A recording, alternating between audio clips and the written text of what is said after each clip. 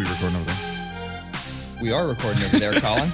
Actually, we are actually recording over there. Episode 9. 9. We broke the... We made it. We made the curse of 8. We did it. You told me you're going to be dry today, so you're going to pop that soda, and I'm going to pop this collaboration beer. Here, cheers. Ching. I'm going to pop this collaboration beer. It's a Platform and Seventh Sun. It's called the Sunday Monday. It's pretty cool. If you see those dorks, they put the whole list on the back, like all the hops they used, all of the grains they used. Nerds. Yeah, it's like full disclosure labels. Beer people get off on that. I like it. I do the same thing with like my foods and supplements for gymming and shit like that.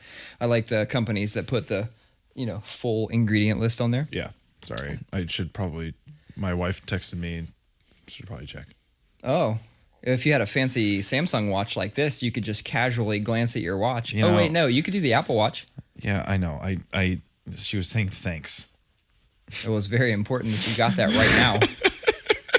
I'm gonna put my phone down. So, Sierra's got an Apple Watch. Why don't you? Well, she didn't like it that much at first, so then I wore it for a little while, and she got jealous. No, I didn't like it. I'm not a watch guy. I'm not really a watch guy either, but I like the utility. I don't use it for all the crazy shit they do, and I definitely don't, get into the various apps and things you can get for the watch. I care less about that. But for simply like, if my phone's over here and I get like a text or a call, I love that it's just always there. And I'm not a watch guy either for the most part. I do have a couple nice watches that my wife bought me, but I'd forget that it's there. It's like my wedding ring. Mm-hmm. Did you have like trouble when you first got a wedding ring? A little bit. Honestly, the trouble with my wedding ring was the fact that it was so nice. Just okay. Of course. Elaborate. I mean, it did feel a little heavy, so there was like kind of that weirdness. But like, I just remember being on our honeymoon, and we were walking through San Francisco, and I was just like looking at my ring, and I was just like, "Don't look at this. This is a silicone piece of shit, and I hate it. It's ugly." But I gotta get a metal ring again. I got too fat for my other one though. See. Already losing my fucking train of thought. But I'm gonna chime in right there. Literally, what you just said is why I bought gold. Gold can be resized a gazillion times. I know. I had a white gold one. What? Then why don't you have it resized? What do you mean you got too fat for it? I literally just got this stupid thing like a month ago. Yeah, but you said you got too fat for the other ring. I know. I should get it resized. This is what. Yeah, I even paid for the fancy protection plan that allows me unlimited resizes for free. I was like, look, I'm gonna get fat at some point. And so I need a ring that can accommodate. And then I'm going to hit a midlife crisis. I'm going to get ripped. And then my finger's going to be skinny again. And then I'm going to need to accommodate that. So it's going to be a fluctuation. But yeah, I had a big claustrophobia feels when I first get that. But I'm okay now. Anyway, so I'm walking through San Francisco with my wife. And I just was like looking at it while we were walking. Because, I'm on my honeymoon. I just got married. It's new to that. So I keep looking at it. And I'm like, I feel like a married guy's ring should be like beat up. I just feel like my dad's was always like that. My stepdad's was like that. Like I just like all of like the father figures in my life always just had like these worn ring and just meant, it just meant something. It's from beating their wives. No. Okay. I was just taking a wild guess. No. So I was just like, you know what? I hate how shiny this is. So we're literally walking through the streets of San Francisco the day after we got married. And I'm like, knocking it on brick walls and stuff as we're walking. And it's gold. Yeah. It got cut up a little bit. Now, how did your wife feel about that? She was like, I agree. It shouldn't be so shiny. So I don't know some of the history of your guys' like entire relationship. So did you propose? I did. Okay. Did you do the one knee thing? I did. It was a weird thing. It's a good story, actually. You want me to tell it? Get to it, yeah. You want me to tell it? I can't wait. No, so, we had been dating for, I don't know, 3 years, and I was working at Urban Outfitters at the time, and I was a display artist. I wasn't a salesperson. That's okay. Anyway, I'm working at Urban Outfitters at the time, and during Christmas time, Urban Outfitters gets all like the hipster Christmas trees and Christmas tree ornaments and stuff like that, and there was these giant ass diamond ring ornaments, like a big, heavy ass ornament. And I was like, oh, I'm going to buy that. I wasn't ready to propose or anything like that, but I was like, I want to buy that. That's going to come in handy. That'd be really funny to give her that. And so I bought it and I hid it away. And about a year later or so, I decided that it was time and got her an actual ring and all that. And at the time, she lived with another couple, and I was there all the time. And so it was like, in a way, it was like kind of like I was one of their housemates because I was just there all the time. And so things were often, these were like some of our really close friends. So things were often contentious. You know, you get that place with your best friends where it's like really easy to hate each other. Oh yeah. And so I devised a plan that they would call a house meeting because they needed to talk to Sierra about something. Okay.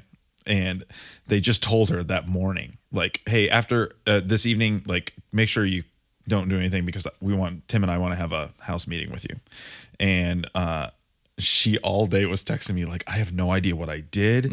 Like, and she was like on the edge of her seat all day because she thought like her roommates were pissed at her. And so we get to the thing, and about half an hour beforehand, I was like, wait, okay, so if we're all sitting around on the couch, like, how am I going to get her to stand up so I can get down on one knee? You tell her to make you a sandwich? No, so much better. Oh. We were church-going folk at the time. And before we got started, I was like, guys, before we get started, I just feel like we should set this off on a really good foot. And I was like, can we all just like stand and hold hands and pray about this meeting together? Oh, wow. And that's how I got her to stand up.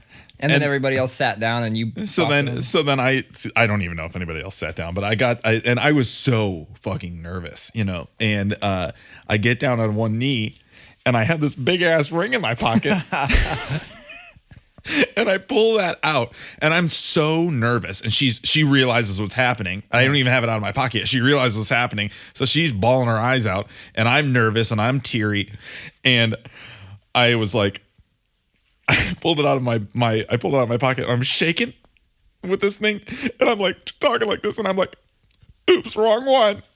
Like, I couldn't even deliver the fucking joke. You had it all planned out. And I like had a line, and I did the line, but it just like totally fell flat because she's crying and my friends are crying and I'm shaky, and then I gave her the other ring, and it's all that's good. Very cute. How long did you have the engagement ring before you actually gave it to her? 2 weeks maybe. Yeah, I'm really bad at shit was burning a hole in my pocket. Man. So when I bought Amy's, I had the money for it, but I intentionally left it on, like in layaway or whatever you call it. So they're like, it's X amount. I paid like 85% of it. It was like, could you just keep it here? They were like, well, if you just don't pay it off right now, we'll keep it here. I said, okay. They said, but you got to come back in at least once a month and put money on it. Dude, I would come in and put like $10 on it because I was like, I just need you to hang on to this because if I have it, I'll just fucking do it at a wild time. And I had a plan as well. So I met her at an establishment down in Short North, and one feature they had was a photo booth, and it printed out photos, and it'd be 4 little photos on the paper. So where I met her, I was like, you know what? I'm going to propose there. I'm going to go beforehand and take a picture. Will you marry me with the photo booth? We'll drop it, grab another sign. So the picture said that. And then my friend Candy, we're going to get together for a brunch, take a group photo, and Candy was going to slide that photo in the booth. So, and I go, Amy, grab the photo. It came out. And when she grabs it, it would have been the one I took earlier. Dude, I was like, this was like some shit. I was like, dude, I'm a genius. That was a great idea. I'm genius for this. I show up for the brunch. They've taken the photo booth, not out completely, but it's not paper anymore. It's all digital. And you have to have the photos emailed to you. And I was like, holy fuck, I've been planning this for like a year. That fucks me up. So what I did instead is I went and talked to the waitress, and I said, here, I'm going to give you my phone and set it on video. I want you to video the whole time, but I want you to say, okay, everybody, take a picture. 3, 2, 1. Like, you're going to get us to take a picture. Everybody will freeze, and then I'll turn and do it. Hell so yeah. I have it all on video. It's pretty cool. Nice. It's neat. It's neat to see that. That's awesome.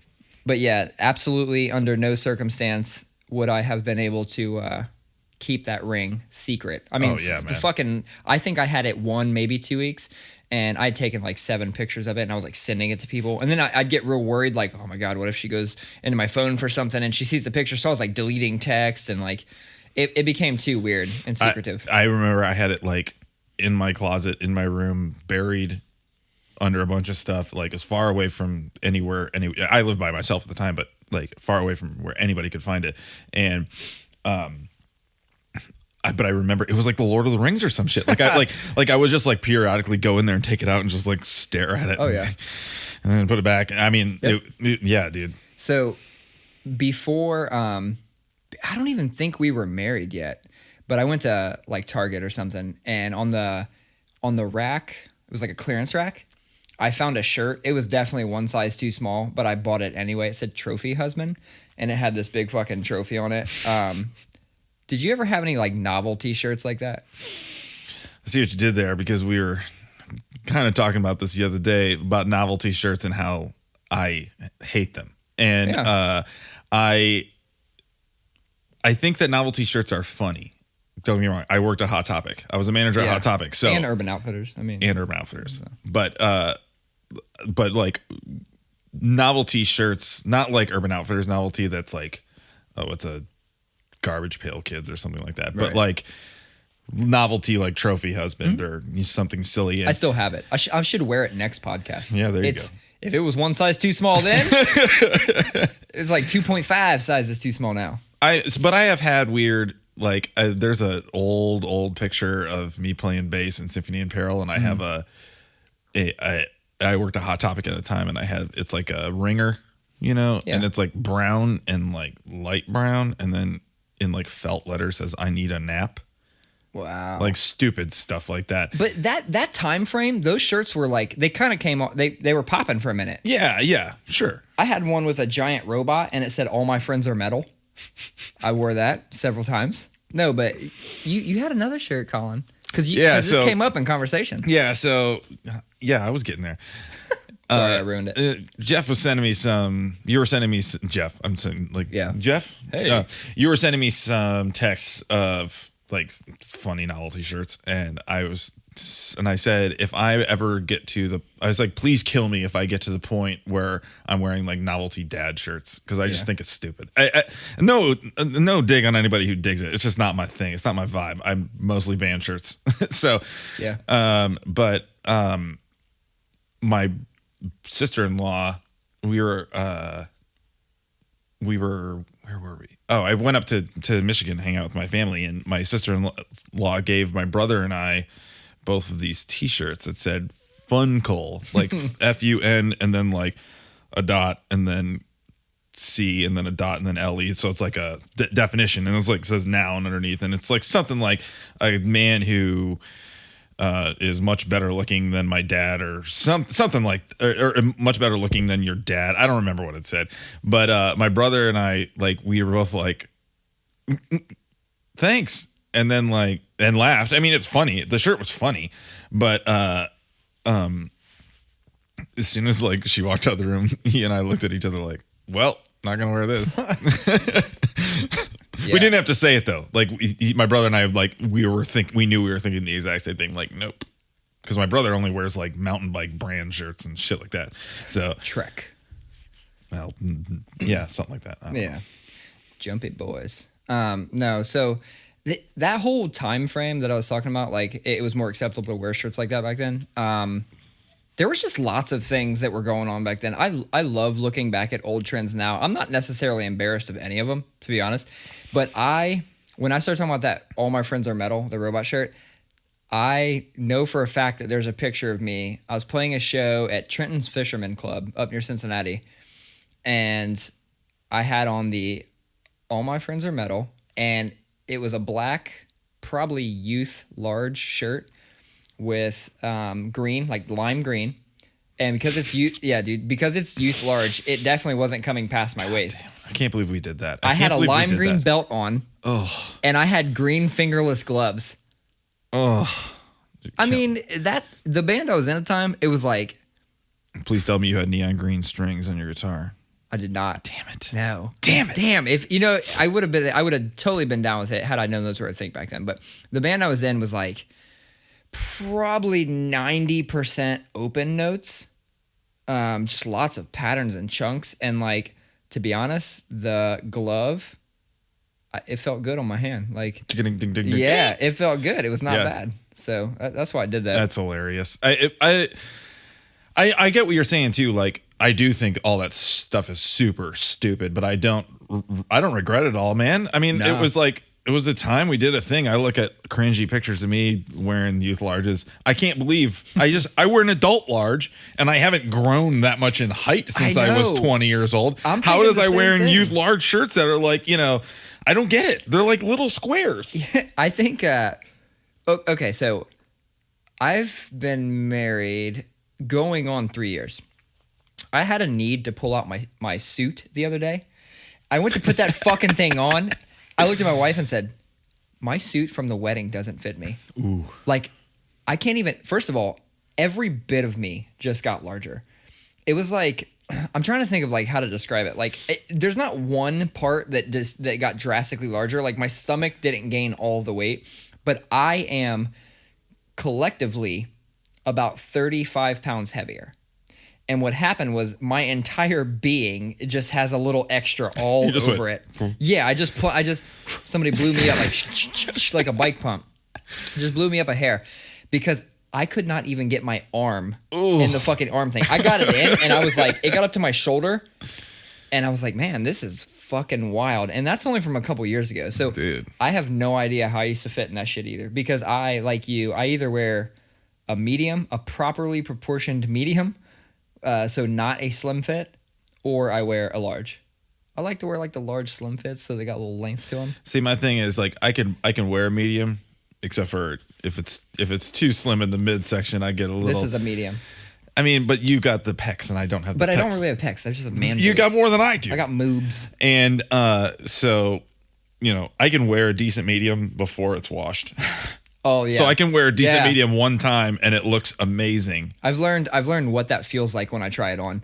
I go, okay, this looks great, but it'll shrink. Mm-hmm. So I got to find the one that looks a little less than great right then, and then I got to hope that doesn't shrink upward because that's the problem I get in with mediums because of my moobs. It brings it up, right? Mm-hmm. So I don't know. I've been trying to hit the gym more, take care of myself. I'm trying to eat a little better. Look, instead of drinking an entire 6-pack today, I have one beer down here. So that is a calorie. And I have one Coke Zero. Oh, see, we even keep Coke Zeros in the house. I was drunk all weekend, so I went camping. Let me give a little context. I haven't been drunk for 3 days. We went camping over the weekend, and it was much needed. But yeah, I definitely need a few days off of the sauce. You do a lot of things over the weekend. Like there's been several times where we're going to record and then you're like, oh, I'm doing this thing over the weekend. And I realize like how little of shit I do. I think you have 3 kids that are all capable of doing stuff. Or did you leave them with someone and go adult No, they came with us. See, we still have, Eloise is under 2. So you can do it. Nah. She's wicked prissy. 3 years ago, we went camping. Actually, the same spot. A funny story about that. I have some good camping stuff. I have none. But I meant good camping stories from this weekend. Good camping stuff. I do have good camping stuff though too.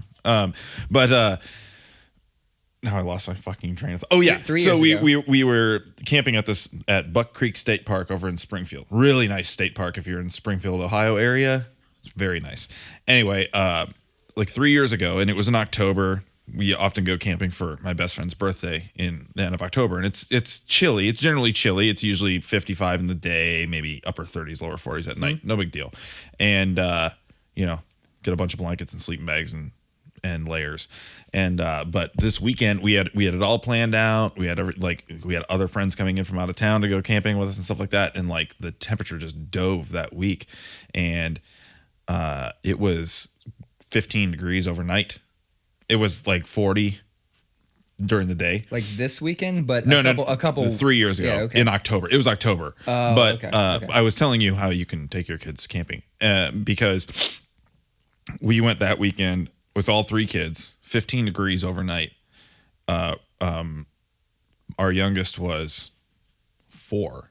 So I guess see, we're still I just need a couple years. Yeah, but I mean that was crazy though. Like we just doubled the kids' layers, like their long johns and stuff like that, and then we brought like every comforter we had in the house, and we put 2 air mattresses next to each other in our tent, and then just basically slept in a giant pile of blankets and coats and sleeping bags and people.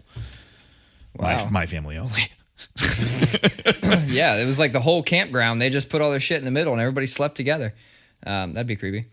No, so we haven't really done many like trips or anything like that with Eloise yet, but we are actually taking her to Florida. We're flying to Florida in July, I think it is. Nice. So that'd be cool. I haven't seen my brother and his family, my nieces and nephews and stuff. I haven't seen them in a couple years now.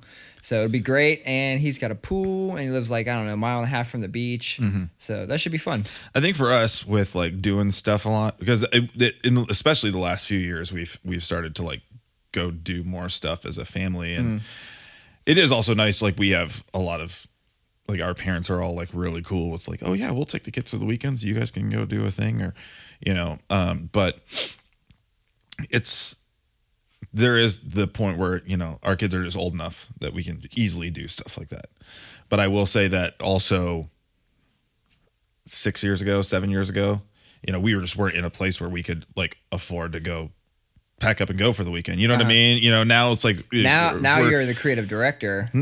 No, I'm not saying I'm a man of means, but now that we have our shit a little bit more together, it's a lot easier for us to just kind of like do stuff. So it's nice. Yeah.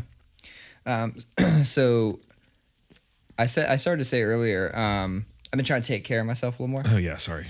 No, it's fine. I thought of something else. This is not necessarily taking care of myself, and one might even argue that this is the opposite of taking care of yourself, but I have a confession. What's that? Oh God. Does it involve Taco Bell? Oh no, but I got a good story about that too. This motherfucker.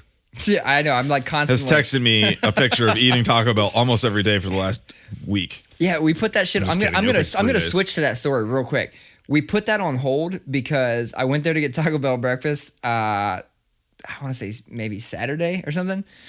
The day that I text you the picture of me being in the drive-thru, whatever day that was. I get back here and my wife bites in and immediately it comes back out. And I was like, "What happened?" She's like, "There's meat on that." So now she's fucking scarred and she doesn't want to. Taco Bell made her sell out. Yeah. So now she bit into a sausage patty and it's fucking everything up because I still want Taco Bell. And we did get it one more time after that. And I made sure that they didn't put meat on it, but she gets it and she like nibbles it and she looks inside and she's peeling back layers. And now she's like, I can't even enjoy this because I'm so anxious that there's going to be meat in this. That one fucking time scarred her. So do you, and I know you have the story you're going to tell, but okay. do you, I feel like we talked about this once a couple weeks ago, but you guys don't have crazy, is anybody in your family, like it has to be a certain way, like special order stuff from like fast food joints and stuff? Oh dude, you don't remember talking about this on the podcast, but I told you that sometimes it's so embarrassing. I have to go in and explain the order. Oh yeah, so we did talk about that, but okay. So we did talk about it, but I do remember talking about it now. But just that that she inspects it and all this stuff, and I just think like every single time I get fast food for my family, I have to pull over and I have to take everything out one by one, open it up, make sure it's right. Oh my God, because dude, I don't know what it is. Something about my children, especially one of them who happens to be the middle child. Dude, if he doesn't get the right order, it's like I fucking cut his hand off or something like that, or spit on his mother's grave. She'd have to die first. I was using a figure of speech. R.I.P. Cece. No, Hayden's He's actually very easygoing, and Eloise just wants to eat whatever you're eating. Like, it doesn't matter. She could literally have the same thing in her bowl or tray or anything in her hand, and she'll be like, she'll set it down and be like, and like try and come get mine. So what we do now, for the most part, is we just, whatever I'm making food or whatever I'm getting, I just get more or make more or put more on Amy's plate, and she feeds Eloise. She's all good in that regard.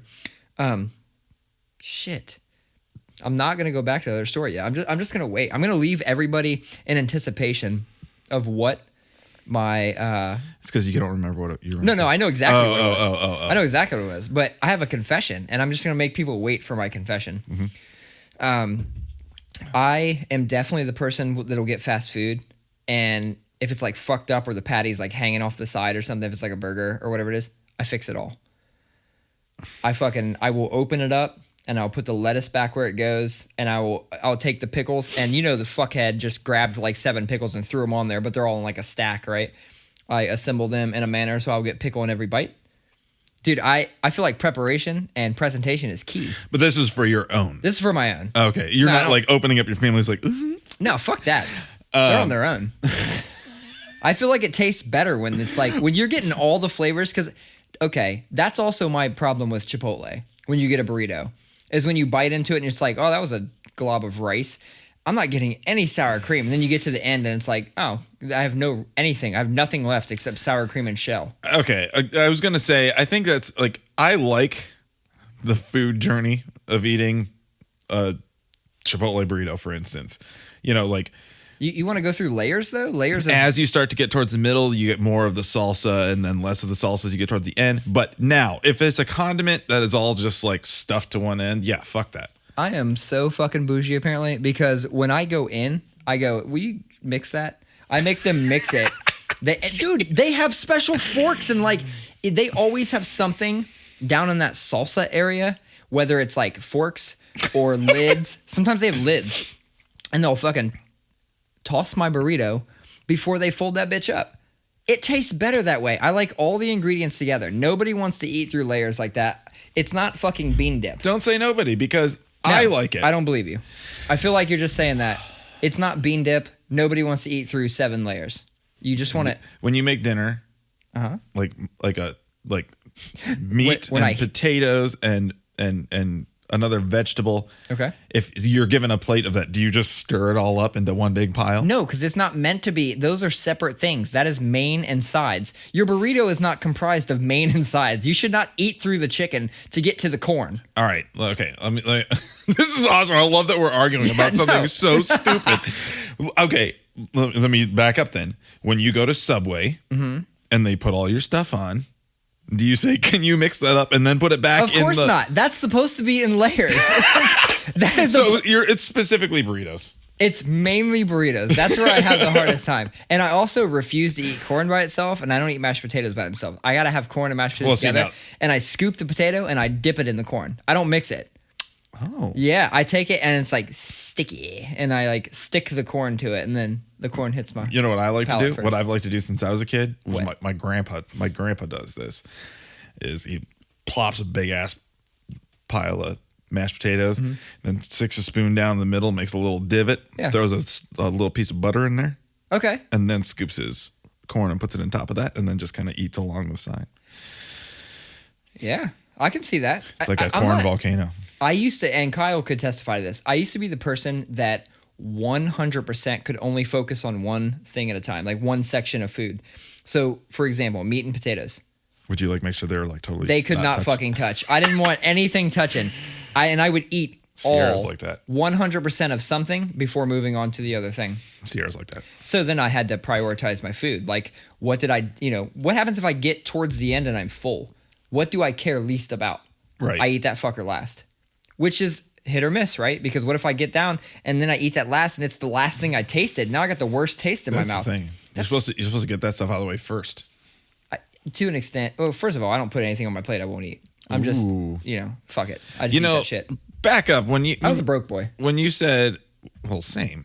When you said that if the burger is off kilter, you fix that shit. When you first said it, I literally thought you meant like you walked back into the restaurant and you said, "What the fuck is this?" and pointed at the picture. Like that's what I thought you meant. And I was like, God, man, what an asshole. I fucking love that you just brought that up because that just triggered a memory. So I was at work and my coworker was describing the process of him buying his current Jeep.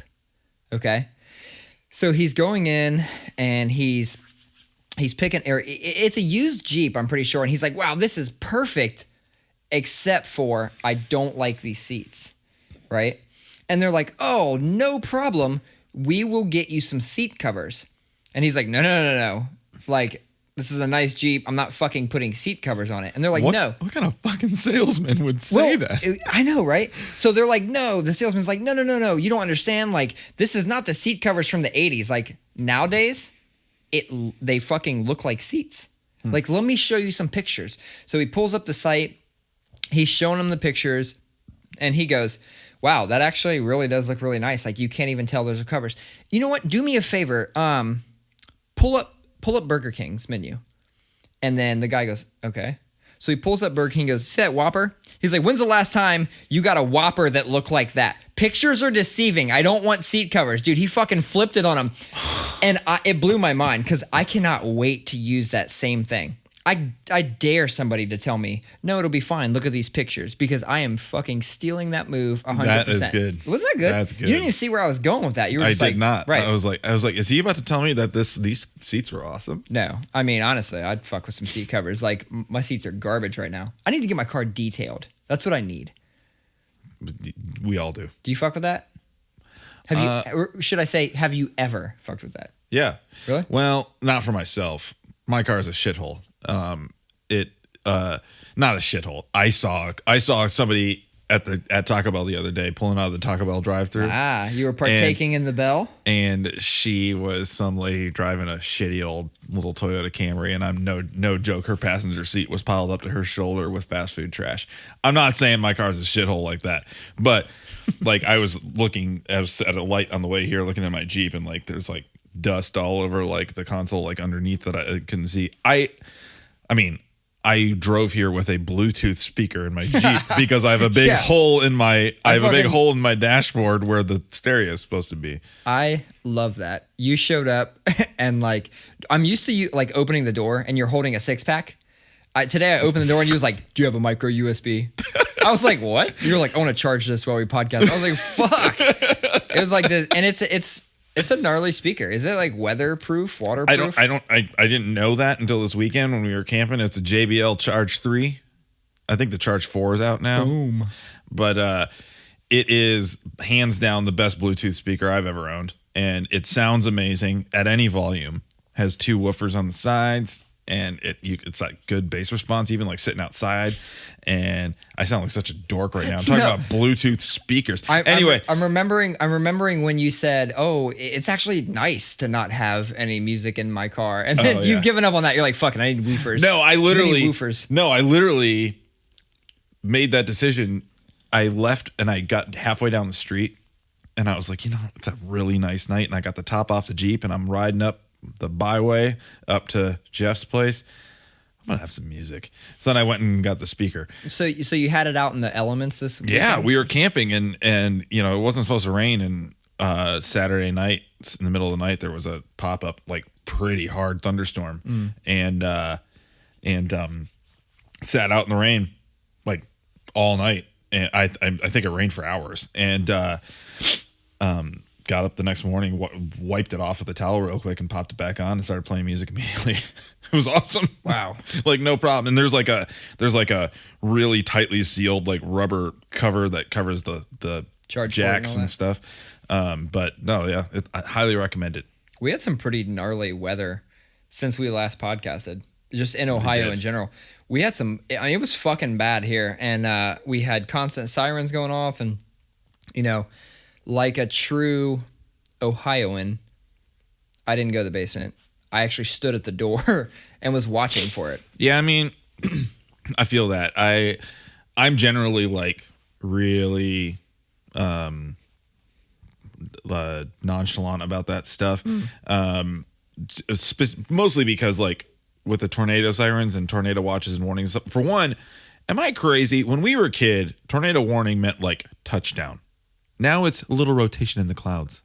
Yeah, but it's amazing how fast those go from a little rotation I know. to fucking touchdown. I know. I just feel like give me all the warnings. Let me go throw my baby in the cellar. I feel like it's changed though. You like how I worded that? Yeah.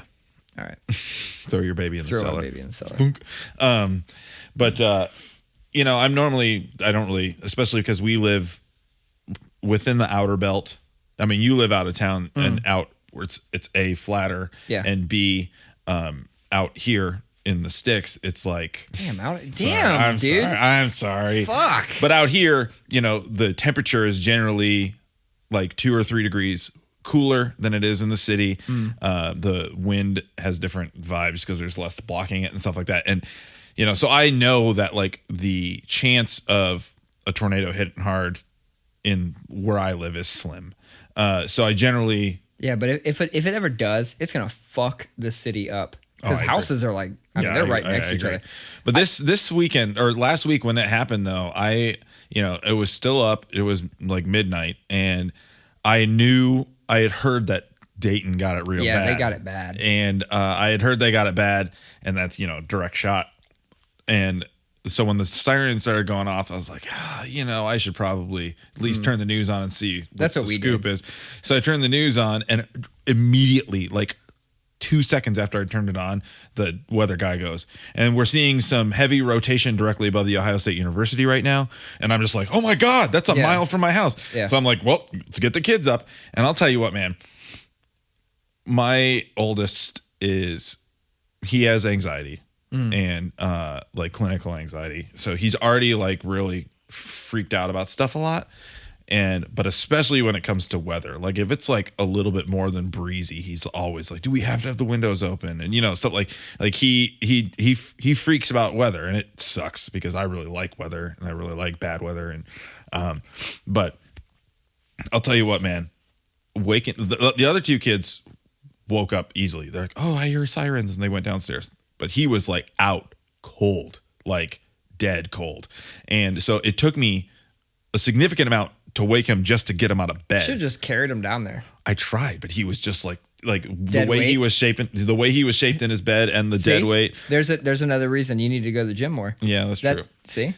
And anyway, thanks for that. That's for the sticks comment. Ooh. And anyway, so it like took me a minute just to wake him up enough to get him to get up out of bed, but I don't think he was awake until like we were down in the basement. Yeah. And to watch your really anxious son, who's especially anxious about weather, slowly wake up and slowly understand what's going on. Oh my God, that was so heartbreaking because he was like so confused as to why he was up. And then as soon as I told him it was a tornado warning, and then he looked around and realized he was in the basement, he was just, it was just like you just felt it just go, just take over. Dude, it was brutal. Yeah, it took forever to go back to sleep. I have a pretty good amount of friends in Dayton, and I was, hoping for their safety. And then, I'm looking at everybody's Instagram like day after, and people are riding around and showing, footage of it. And it's different when you see it on your friend's Instagram feed from their neighborhood than when you see something worse on the news. Like you see it on the news and you're like, I don't know why, but I think everybody's a little desensitized to like things they see on the news. But when you start seeing your friends' Instagrams posting these things, you realize how actual close it was. Yeah. And then shout out to Big Mees. He lives here now, but he's from Dayton. He volunteered time to go back and nice. Clean up some trees and do man shit and stuff like that. That comedian, real quick. That comedian Mike Birbiglia or something like that. Mm-hmm. He was on that show Orange Is the New Black and stuff. I saw he like tweeted like that he donated $1,000 to the Dayton Food Bank because $1 is 6 meals. He's like, I just downloaded it. I just donated $1,000 and that's 6,000 meals. And saying like, hey, as a comedian and or entertainer of my stature, like that's no problem for me. Yeah, giving $1,000. So then he started tweeting at other comedians and celebrities and saying, will you match $1,000? Like it's no big deal. Yeah. And that's 6,000 meals. And like an hour later, 2 hours later, they had over 30 grand. Wow. And it was like Jimmy Kimmel, Jim Gaffigan, John Mulaney. I mean, it was just boom. Judd Apatow. I mean, it was just boom, boom, boom, boom. It was awesome. That's awesome. That's so sweet. Dayton's been in the news a few times recently because there was that, what was it, white supremacist rally or whatever? There was losers. I don't know if the fucking losers. I was looking for the right word to say. I was gonna say rally, but like, can you even call it a rally with 9 people or 6 or 9 people? There was like 9 people, and then there was like 900 protesters. Yeah, there was. Yeah, the counter like protests were far outnumbering, and most of them were very peaceful. There were 0 arrests, and I read something about how much they spent. They spent like, close to $1 million or something preparing with extra cops and stuff like that for 9 fucking people that weren't even from Ohio. They were from like Indiana or something. And I'm not really big on protests. Let me say this. I think protesting is cool, and that's your right to free speech and expression and stuff. So, and I do believe that stuff works. Let me just back up. But I feel like right now in our hyper partisan culture, right now where everything around us is telling us that we have to hate the person who doesn't believe the way we do. It just, this stuff is a hotbed for violence and for, to take that protest to a level where I feel like it shouldn't go. Some people might disagree with me and say that, hey, right now violence is the only way to go. I disagree with that. But that being said, fuck those guys. And I'm so fucking glad that was terrible. And Absolutely. I'm so fucking glad so many counter protesters showed up. Yeah, and there were a number of businesses that were open and very outspoken about being, for lack of a better term, I don't necessarily like the term safe space, but they were outspoken about being a safe space. If you wanted to just stay away from downtown. Yeah. I thought that was really cool. Yeah, totally. And on the flip side of that, there was some record store downtown Dayton, like right around where this was happening, and they put a sign out front that it was like Nazi punks fuck off, and it was like not welcome. I mean, it was like the exact opposite. It was like yeah, it's a safe space if you're not a racist piece of shit, but it was like calling them racist pieces of shit. No, basically. That's fucking awesome. So I think I'm finally ready to let on. Do it. What's your confession? Dude, I went tanning. Oh! Was that worth the wait or what? Oh my god. Was that worth it? Oh my god. That is too much, man. No, it's actually, you know what the best part was? When I went the second time. Oh my god. So, yeah, dude. So, all right. So I have this. I'm gonna give you a second to let this fucking shit soak in. I did not see that coming. I know. I did not. I know that most people won't. No, I burn so fucking easily. I'm killing you. I burn so easily. I'm so I don't know, fair complected, I guess.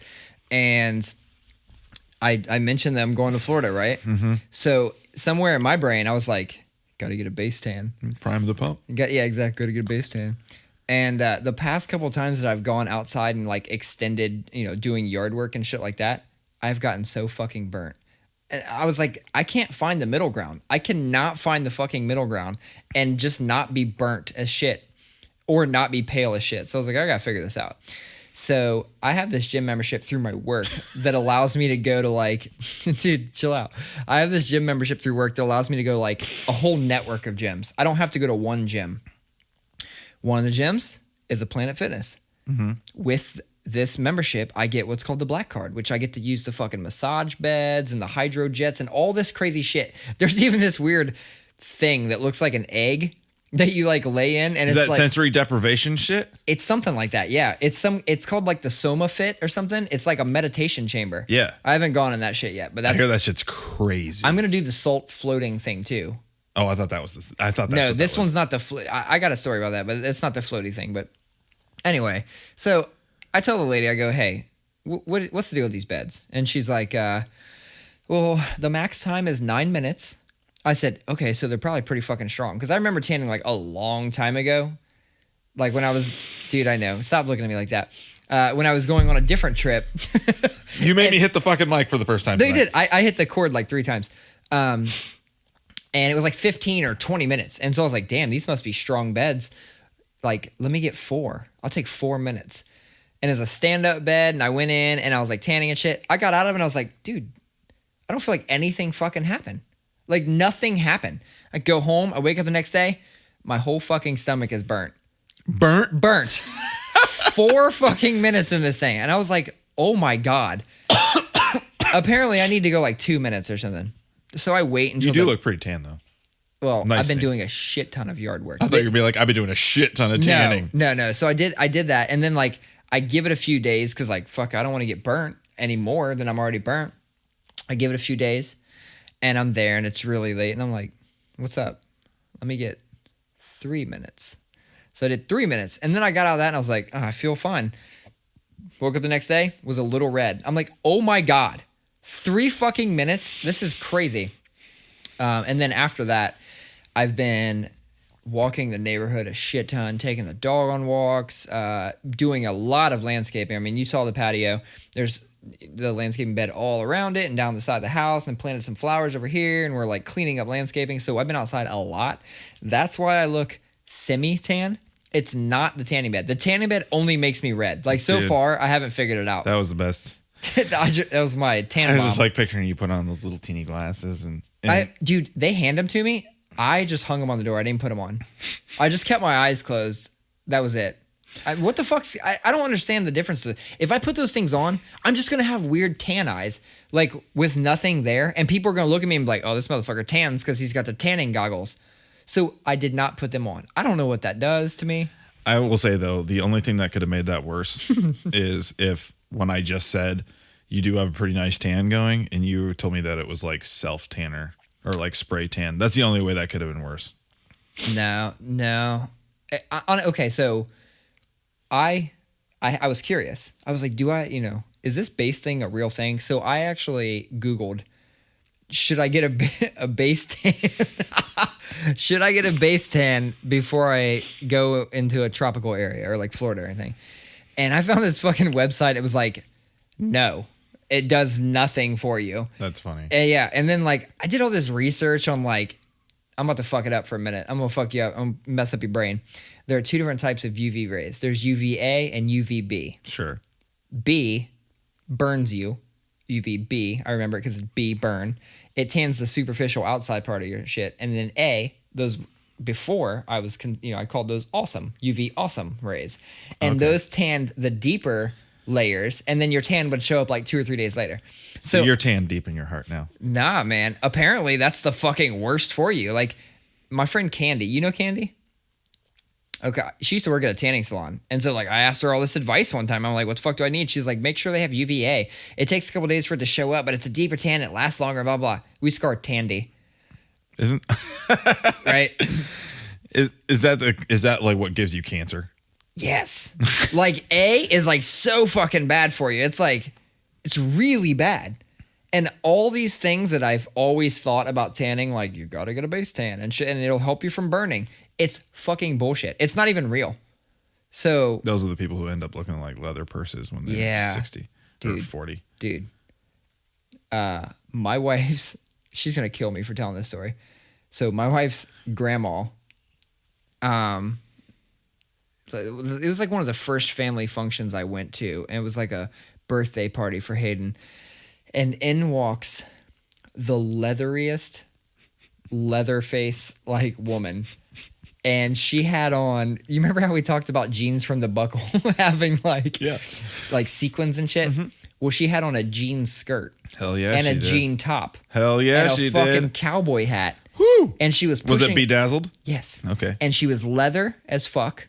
And she was pushing a stroller with 2 poodles, and they had bows and their nails painted. And I said, I'm going to need you to tell me the story of this lady because she is officially my favorite person I've ever seen in Ohio. And she's like, oh my God, that's my grandma. I was like, oh shit. I was like, he started this by saying her grandma, but I was like, that's not her grandma. It was totally her grandma. Grandma lives in like Arizona or something. So she's like mad leathery because Arizona sun and stuff. Yeah. And was just having to be in town, and she was toting these poodles around in a fucking baby carrier. That's amazing. Yeah, it was incredible. See, I'm blessed with. I have more olivey skin, and I'm half Finnish. I'll be done soon. Oh, you know how many times I've used that joke my whole life? Mm-hmm. A lot. Anyway, I'm half Finn, and but my Finn people are the Suomi tribes, like the tribesmen. They're like Eskimos. They're basically like Scandinavian Eskimos, indigenous folk, and so we are the browner skin. And I'll tell you what, man, I do burn, but I tan really well. Really? Real well, really easy. Miles is like that, and Beatrice is like that. Rowan, not so much. Rowan is like Sierra. We got a GTL together. I'm not tanning. Why? At a fucking gym. Why? It's not happening, man. You can come as my guest. Nope. Why? I will gladly use all the other black card things, like the massage bed and shit, happy endings, and oh, I'm just kidding. That's the pink card membership. No, you know what? I feel like something that I was kind of queuing up for my trivial thing. I feel like it kind of goes along with this. I'm just gonna blurt mine out now. Right. Let's do this shit right in the middle. Like, this is what episode is this? This is 9. Yeah. Yeah. I mean, we were gonna celebrate. You're obviously not drinking, so it's not the G&Ts, right? Mm-mm. So let's just celebrate by doing trivial things early. We could do some good episode 10 celebrating. Yeah, let's do that. I also got to change up what I'm doing for the YouTube thumbnails. Like, I was like going through the various colors and just doing a different color each time. And then I realized like there's not that many fucking colors. So then I got to this one, and because it was Pride Month, I said, fuck it. I'm going to make it rainbow. So I think for all of this month, I'm going to try and do some kind of rainbow. Cool. Something or other. My trivial thing that bothers me is people that wear sunglasses on the back of their head. Oh, sucks. Is that not like one of those horrendous things? It's always a certain type of person too. It's like the same person that shops at the Buckle. It's also, and I'm one of these people because I'm not one of those people. But I'm one of these people. But they're the kind of people who, take their glasses off and there's like an imprint on the side of their head. Oh, fuck yeah. And anybody who's fucking blind and needs glasses to live is that person. But when you put them on backwards, then you have like a line that comes out like right here. Mm. And yeah, it's stupid. For one, fuck you for doing that. Yeah. I feel like a lot of the things that bother me are a lot of the same type of person. And basically like the type of person who lives all around you up here. No, I like weirdly love my neighborhood now. Like we were like not feeling it at first. I told you that. Like we got in here, loved the house, but was kind of like, man, these fucking neighbors, like there's no sense of community in this community. And so we were kind of like on our way, like ready to just get out after like a year or two.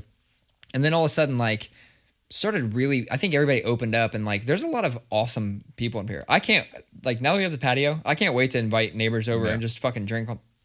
I'm burping everywhere. You all right? Yeah, just that Sunday Monday is coming up. What? Harsh. Sunday Monday. Oh yeah. Oh, that. My beer, I was man. like, what are you talking about? No, it. I can't wait to have people. But dude, over. people do that. Like, can't you just put it on the top of your head? If it's that big of a deal, if you're, can't you just take the fucking things off? Can you just like take them off? But okay, but I'll back because I thought that was the first thing I thought of. Was like, can't you just like take them off and set them down? But then it's like, okay, if you really want to take them off, but you want to keep them on your person, put them in your pocket, or do the cool thing where you hang them from your goddamn shirt. Yeah, put them on top of your head like every other human being. If that shit's good enough for David Hasselhoff, it's good enough for you. I don't know why the fuck they're fucking around. All right, we should start a new thing now. If you see somebody in front of you, just like hook it, throw them on the ground, and then walk away. Oh man, no, those are the kind of guys who would kick my ass at least. Not me. No, not you. Absolutely not. I think we've established that I'm manly. Southside Columbus. I mean, it's been a while, but I still got it. I feel like I still got it. I got a heavy bag right there. Never had it. Don't got it now. Soft as baby shit over here. Ever been in a fist fight? No. Damn, just a hard no. Like, did you get in a push-in match or anything? Yeah. Yeah. And I've was that like, at a show? Yeah. And I've punched my brother, but like he's 4 years younger than me, and like it was never like a fist fight. Dude, if my brother punched me, I would like. I'm not even sure I'd be capable of doing the podcast right now. My brother would destroy me. Yeah. So, and he's younger than me. But no, I'm not a fighter. I'm a lover. I've gotten mad and I've gotten tough and I've pushed people around in defense of stuff, but no. Yeah, I remember arguing with my brother. Let's see, I must have been like mid-teens, which would have been made my brother mid-20s, right? And I remember we were on 270. It was our outer belt, and we were on our way to Golden Corral, like the buffet. And I don't know what the fuck he was doing. It was pissing me off, though. He was doing something while driving, and like, and this is part of a larger conversation that we should have on the podcast. But he was, I think he was tailgating somebody, like in the fast lane, and he's like driving up on him. And I was trying to tell him, like, stop being a fucking dick. Like, get off this guy's ass. And he's screaming at me, like, telling me, like, no, like, you don't even fucking drive. Who are you to tell me, like, how this works? Like, this is the goddamn passing lane. I want to pass. This fuckhead's just driving in it. So he's, like, being a dick. And so he and I get in an argument. And I remember him going, you want me to stop this car and whoop your ass? And I mean, we're on the freeway. So I was like, yeah, why don't you do that shit? Yeah. And like, I was acting all tough. And then we got to Golden Corral and I'm like, man, I'm about to eat 3 plates. What you gonna eat? Like, I just pretended that none of that happened. Yeah. Because but I also never got my ass whipped by my brothers because they were too old. You know, they were too old. They're not picking on somebody that's 11 or 13 years younger than him. Right. That's just not going to happen. My mom commonly used my next brother up, the one I'm going to visit in Florida, always would use him as the authority, though. Like, once it got to a certain point where, like, her hits did nothing to me anymore, or, like, her, like, whoopings or anything, she's like, and I'd be laughing at her. She's like, Johnny? I was like, oh, fuck. And he always did the same thing. He'd either snatch me up and, like, you know, by my arm or something, or he would grab my bangs and just, and just pull me around. And he's like, you're gonna behave? You're gonna behave? And I'm like, yep, I'm behave. That's crazy. Yeah. I will say, you know, like I said, I've pushed people, especially, at shows and stuff like that. If I feel like they're not respecting my wife or, you know, other people. But I do remember there was a time when I was very, very close to hitting somebody just because I was pissed off at them. And, it was at the Alrosa Villa, and you know, fuck that place. I'm just gonna get it out there right now. 2 thumbs way down. Yeah. But R.I.P. Dime. And but we were playing. It was when I was in King's Blood. It was my last show with King's Blood, and we were playing with Crowbar. Okay, so like, very nice. I'm like so jazzed because, one, it's my last show with the band, so it was like a nice, fun, you know, send off.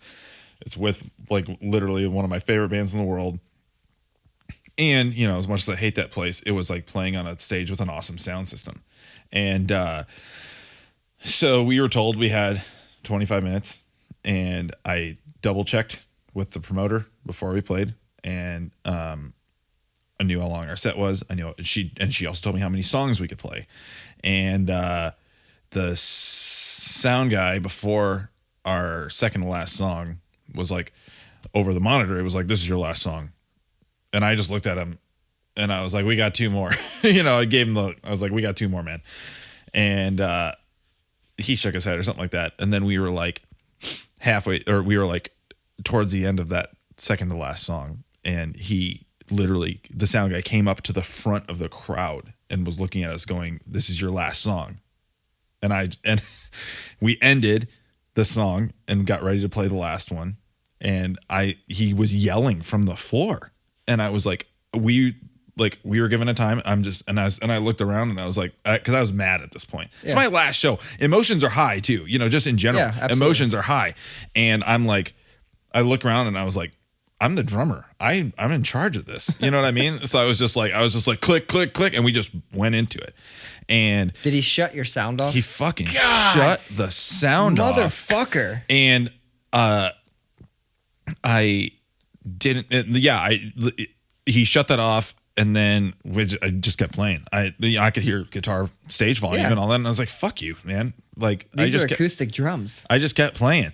And the set finished. And I just, microphone was right there. So I just like grabbed it. And this was on video. I should see if I can find it. But I grabbed the mic because I just wanted to say really quick, like, thanks guys for letting me do this. This was fun.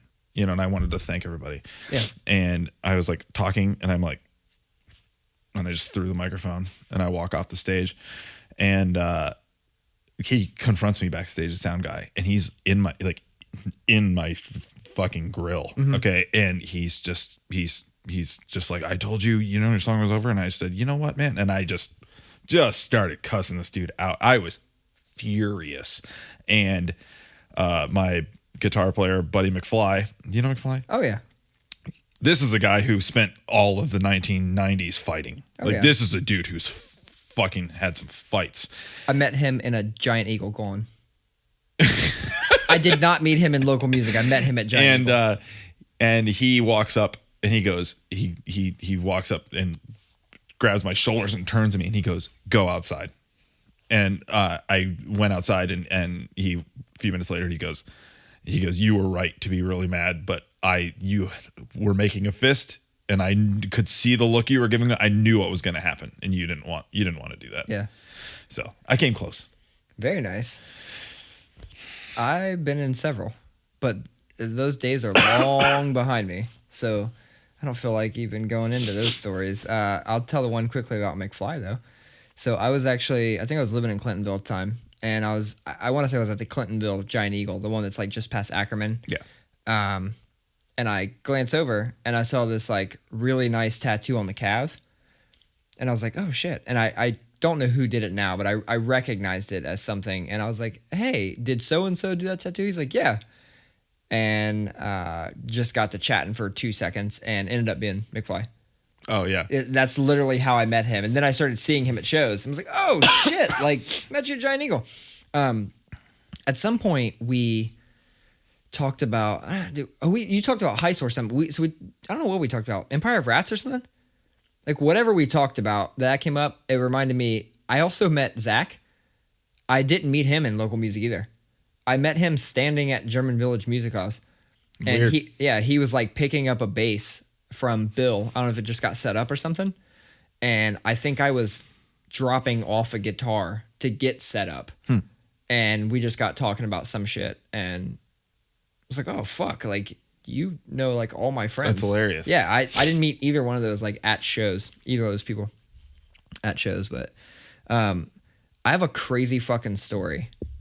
Go. And it's also, I wasn't living in Clintonville at the time. I was living above Jack and Benny's, so like right at Hudson and High. Mm-hmm. And honestly, I could probably do an entire podcast. I always wondered what those apartments were like up there. They're just normal. They're kind of like studio. There's a separate bathroom and then a big room that counts as everything, and then a little kitchen, studio.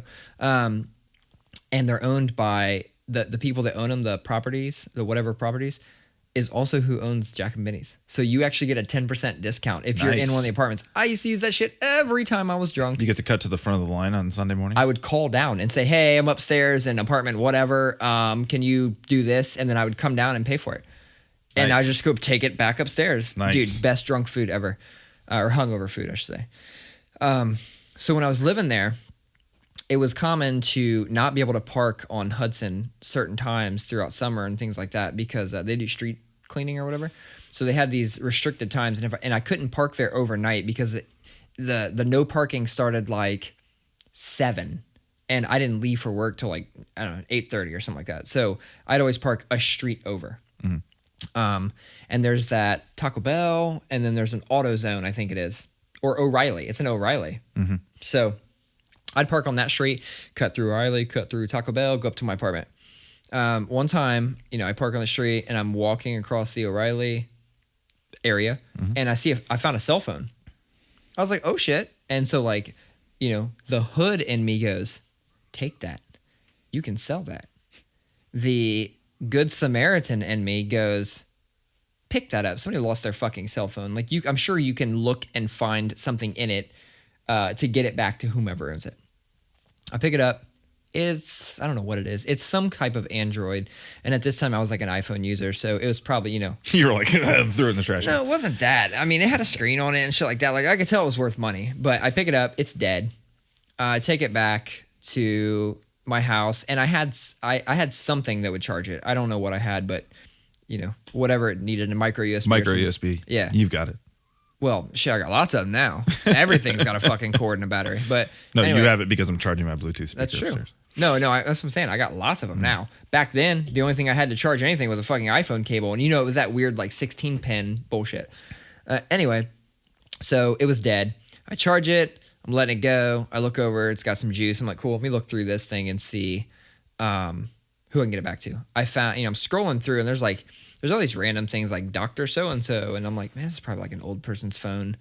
I found mom. I call mom and I say, hey, I found this cell phone in the O'Reilly Auto Parts store off of Hudson and High or whatever. Like, I'm just trying to get it back to whomever owns it. I don't know if it's your son or daughter, and I left a message, right? They call back. I'm like, oh, cool. Hey, I want to get this phone back to whomever. She starts fucking grilling me, just hitting me with questions. And they're asked so aggressively. And I was just like, look, lady, I don't know what happened or what the circumstances are surrounding this phone. I'm just trying to do a good deed. Can you just cut the shit? And she's like, okay, I'm sorry. Yes, I would love to meet you. I would love to meet you and get this. Where would you like to meet? And I said, well, I actually live right there. As I explained, I was walking through back to my apartment. You want to meet right there on the corner at the Taco Bell? I'll just let me know when you're here and I'll walk outside. So I gave her my real phone number. Mm-hmm. So I get there, or she gets there, calls me. I come outside and I give them the phone and they're like, thank you so much. And there's this guy there and he's got like a cast on and all this shit. Apparently what fucking happened was he got jumped, like bad jumped right over in the alley. And what made me think of this is when I jokingly said, I want a tornado story. I was like, oh, I'll throw my baby in the cellar. They fucking threw him down. Those like cellar doors, like on the outside of houses that's like slanted. You open it up. They beat the shit out of him, knocked him out unconscious, and threw him down in one right over there. That's why she was grilling you. That's why she was grilling me. She thought you were one of those thugs. Exactly.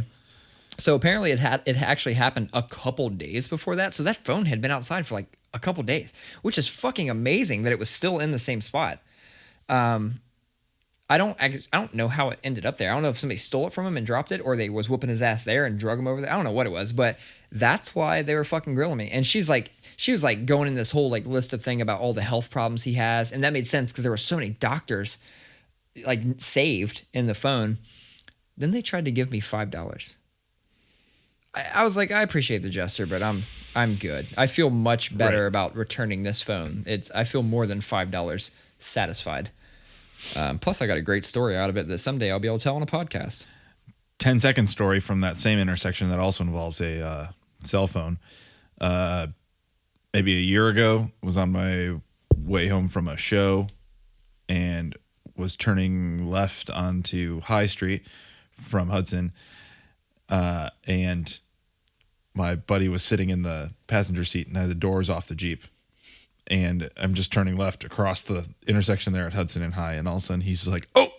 And I'm like, what? And he goes, you turned the corner and my phone just went flying off off my lap into the street. It was literally directly in the center of Hudson and High. It was fine, but it was just it's funny. The first like 3 generations of smartphones I had, they took such a beating because when I would drive, I would set it on my lap. And then I would just instinctively I'd open the door and just get out every fucking time. I mean, at least the first 3 generations. And out of all that, I only broke one screen ever.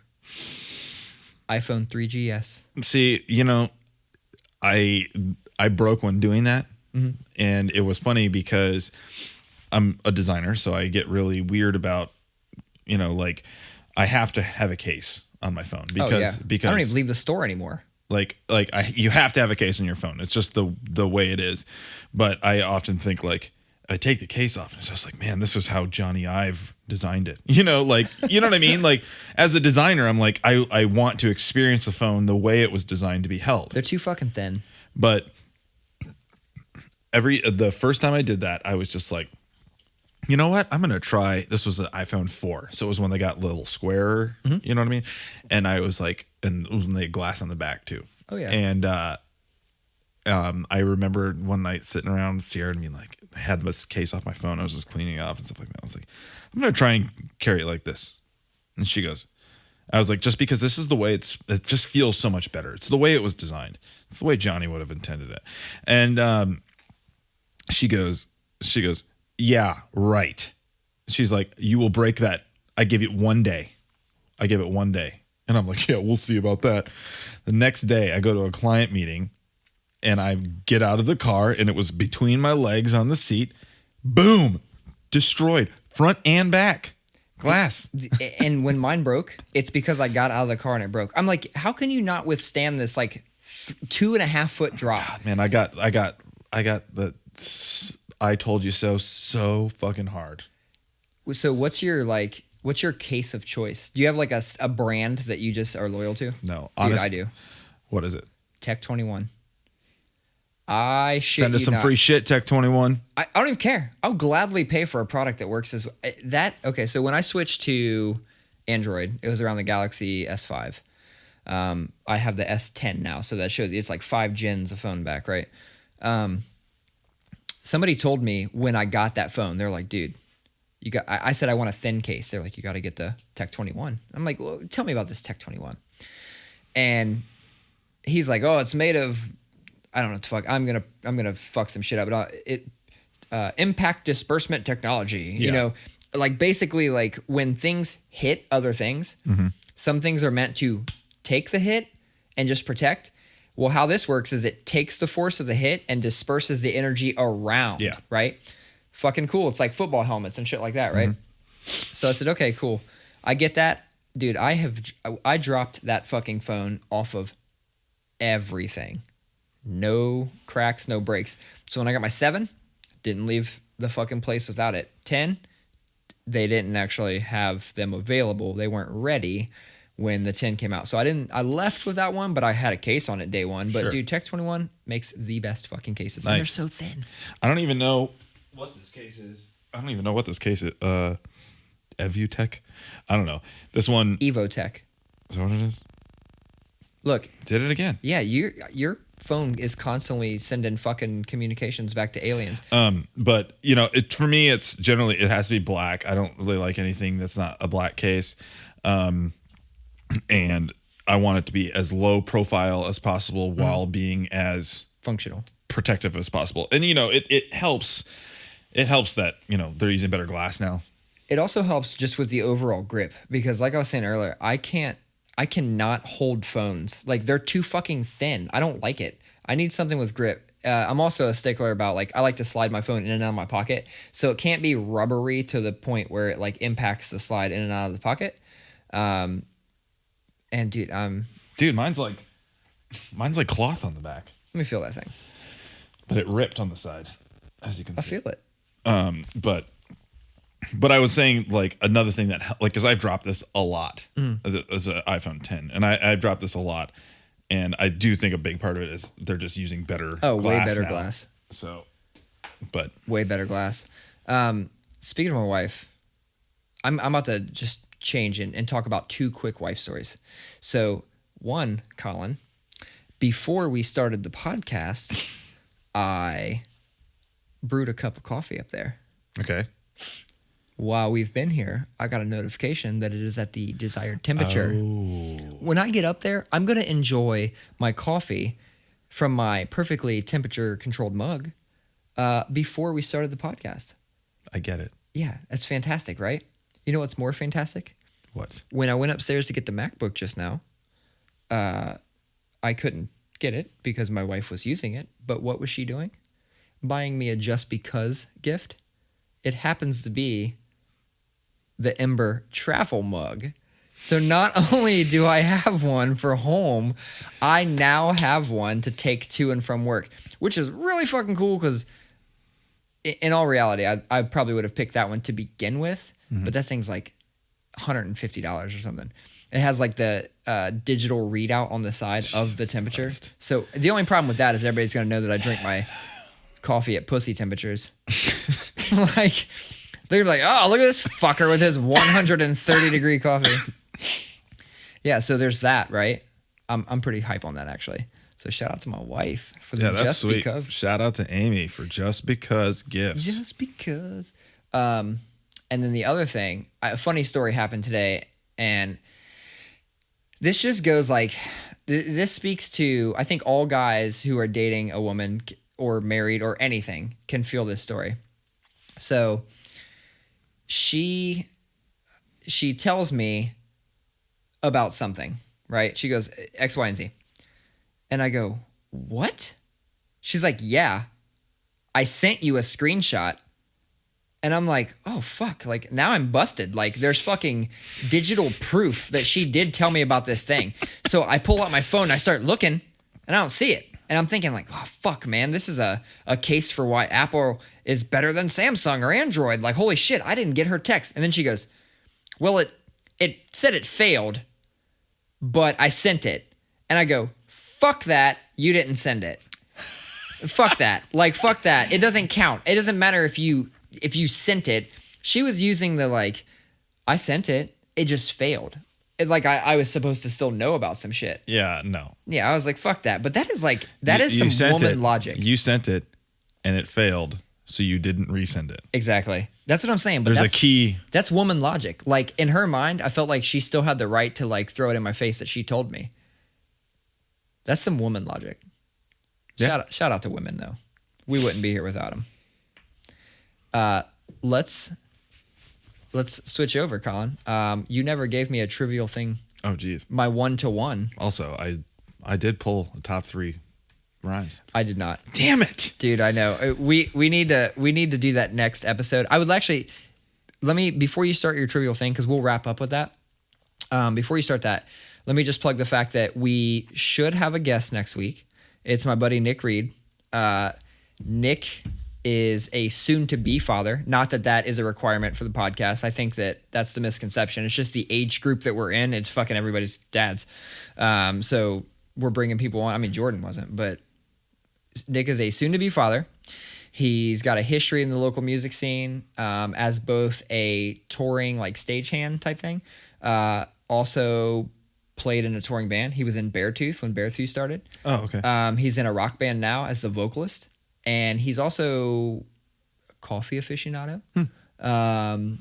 What else? I'm sure he fucking drinks. But more than that, he's also part of this thing called the Brightside Foundation, which is like promotes like mental health and things like that by way of music. Nice. So it fucking plugs directly into what we've talked about on the podcast many times. So I want to have him on and I actually want to know more about it. To be honest, I don't know a ton about it. So he should be on next week, provided he can still make it. We'll see. That being said, give us your trivial thing. Trivial thing that drives me crazy, and it's about my wife. Uh-oh. And it is merely a difference of opinion. Extra trivial? No. Oh, I guess. It's a difference of opinion, of just philosophy. But when we go to get together and bring like a 6-pack of beer and like a bottle of wine or something like that, like if we're leaving, and she's like, "There's 3 beers left. Go grab the thing." And I'm like, "No, this is a party. We brought it to share. Now it is the party's." Yeah. She doesn't see it that way. We paid for it. We brought it. We're bringing it home with us. That is a trivial thing. That's her being, that's petty wop. But that's me being, but it drives me crazy. Yeah, no, I agree. But that's a. As somebody who used to host a lot of parties, we definitely used to reap the rewards of alcohol. That's my argument is like, don't you love it the next day when you realize how much shit was left at your house? Yeah. But much love to my wife for being frugal. Whoop, whoop. Yeah, no, this is perfect. We're actually we're right at 120. Nice. Which is where we've been targeting to be, and we just never are. And it's 10 o'clock on Monday night. That's what I'm saying. And I've personally had a long day. Me too. I've been landscaping my fucking ass off just to save some money. I've been onboarding a new designer at work.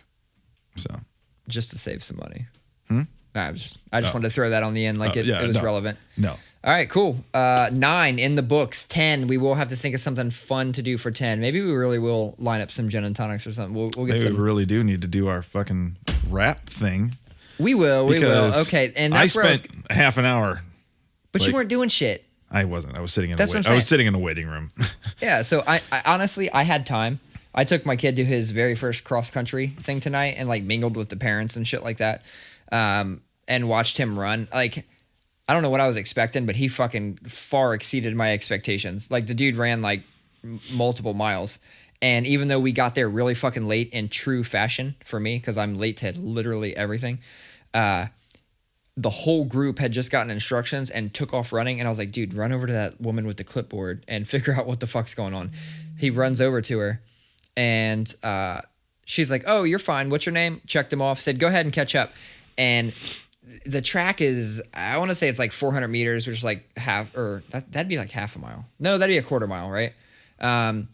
They're like at least a quarter or more of the track ahead. And he boogied, caught up, and they had to do 2 laps to warm up, and that would be like half mile.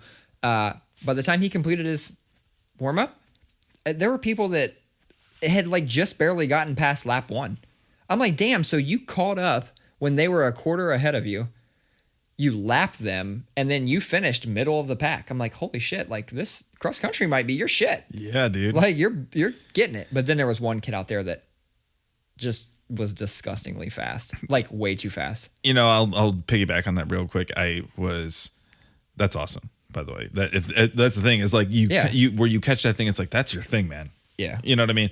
I can understand now why so many dads like push their kids, parents in general, push their kids into stuff, because I always thought of it that way, like, oh, dad likes football, so he wants his kid to play football. And that happens. But I also understand now where it's like, no, that's your thing. I recognize that you've got a thing.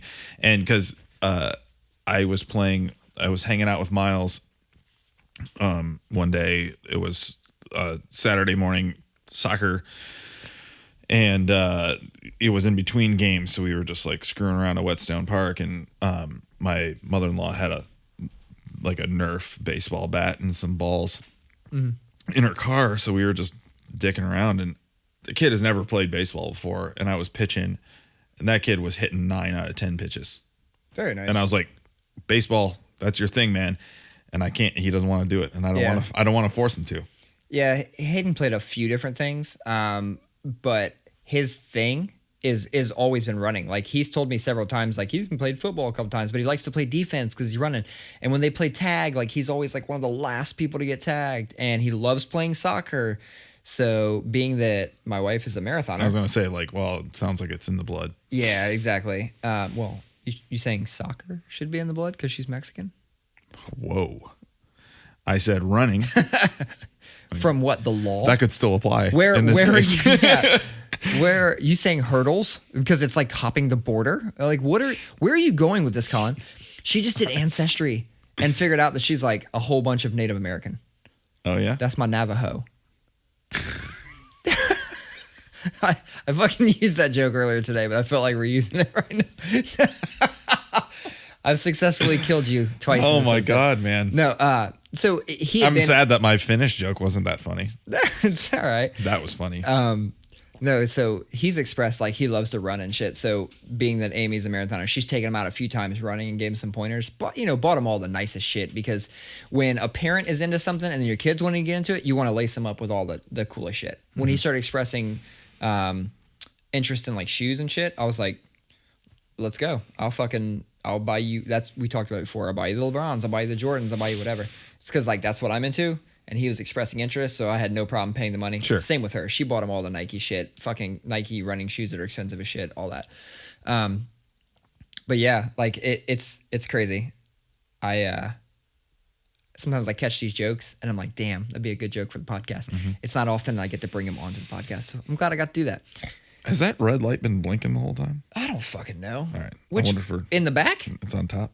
Yeah, it's probably been blinking because I have that thing plugged in for power as well. All right. Just making sure. It'd be hilarious. It was the first time I noticed it blinking, and I'm just that like, would be hilarious shit. if that did not record. We're using a new camera tonight. Brand new camera. It's not a good camera by any means, but it's not my phone, so that I can sit here and look up things on my phone. Let's just wrap this bitch up. Trivial things that bother me. Just continuing on when we said we were going to be done. I'm just kidding. Do you want me to do another trivial thing? I'm just kidding. I'm kidding. No, I got one. Here. It was the other one was traffic. It was people that don't fucking wave when you either let them merge or let them out when there was zero responsibility for you to do so. The least you can do is put your fucking finger out the window, not the middle finger, just like 2 fingers out the window or give a wave or something. When you act like it was my responsibility to let you in there, now I'm mad. Now I'm going to get on your bumper. Are you the kind of person? Are you the kind of or I'll cut them off. Because see, I don't retaliate. I do, but I'm always just like, I'll be like, "You're welcome." Oh yeah, like be very animated about it. Yeah, like they can see you or something. Yeah. No, I actually get up where they can see me. I am 100%. I have bad road rage. We've talked about that. I have bad road rage. So when they don't, it's just like fucking throw a hand up. Just say thank you. You know damn well there was no reason for me to stop that early, flash my lights, and tell you to go on when merge means stop if traffic is affected. And you was about to affect my trafficness. So the fact that I stopped, I deserve a hand signal. I agree. All right. Let's wrap this bitch up for real this time. Wave when people let you in, assholes. We should, we got to think of a way to name this episode. Maybe it'll be something to do with. Nah. I can think of some other ones. Navajo. That's my Navajo. That's borderline. That's all right. Culturally insensitive. I can say it because my wife is. Actually, I don't even know. We need to end this. She could be a Cherokee. I don't know. Yeah. Heckin Cool Dads. Episode 9. We made it. We made it. See you for some gin and tonics next time. Peace.